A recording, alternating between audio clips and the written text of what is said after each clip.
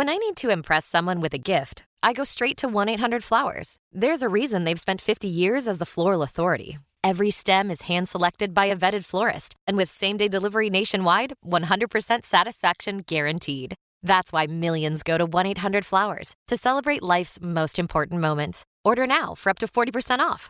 Don't miss out on this limited-time offer. Act now and save up to 40% at 1-800-Flowers.com/podcast. That's 1-800-Flowers.com/podcast.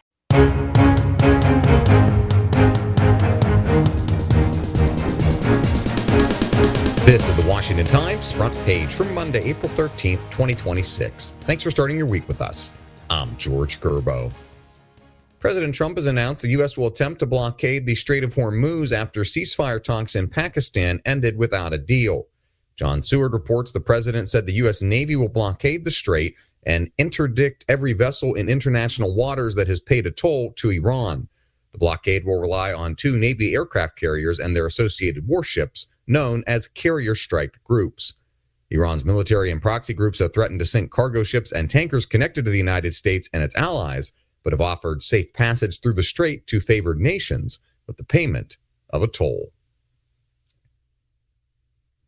Congressman Eric Swalwell has suspended his campaign for California governor after a wave of sexual assault and misconduct allegations from multiple women.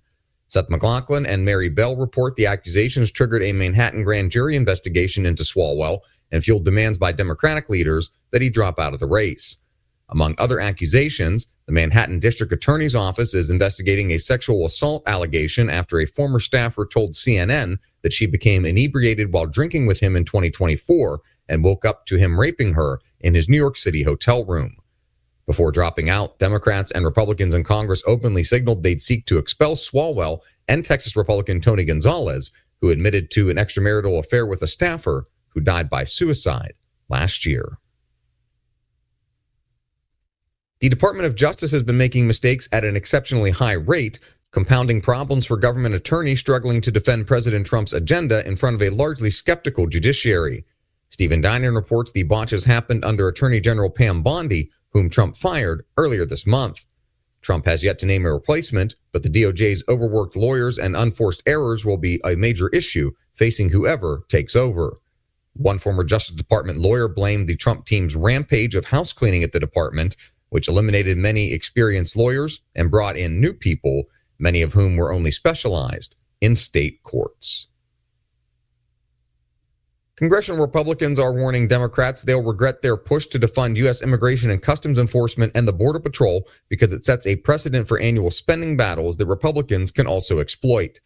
Lindsey McPherson reports some Republicans say they should consider expanding their use of the budget reconciliation process to approve mandatory appropriations when Democrats block discretionary funding for their priorities. Maryland Democratic Representative Steny Hoyer says Republicans have funded 86% of ICE and 85% of the Border Patrol through that filibuster-proof process. The Department of Homeland Security has been shut down since February 14th because of Senate Democrats' nearly united filibuster of immigration enforcement funding, though some DHS divisions have started to receive pay once again. And finally, climate change activists are finding themselves without many outlets as Republicans have moved to discredit their efforts. Valerie Richardson reports critics of the climate movement argue the issue is collapsing under its own weight after 20 years of warnings and trillions of dollars spent on reducing emissions. International greenhouse gas emissions set another record in 2025, largely driven by economic growth in China, India, and Africa, as underdeveloped countries eager for prosperity overrode the small emissions cuts in developed nations. Find all today's front page stories at WashingtonTimes.com/front page or on the Washington Times app, and find us wherever you get your podcasts. You can also find us on social media at Wash Times for breaking news, sports, commentary, and more. For the Washington Times, I'm George Gerber.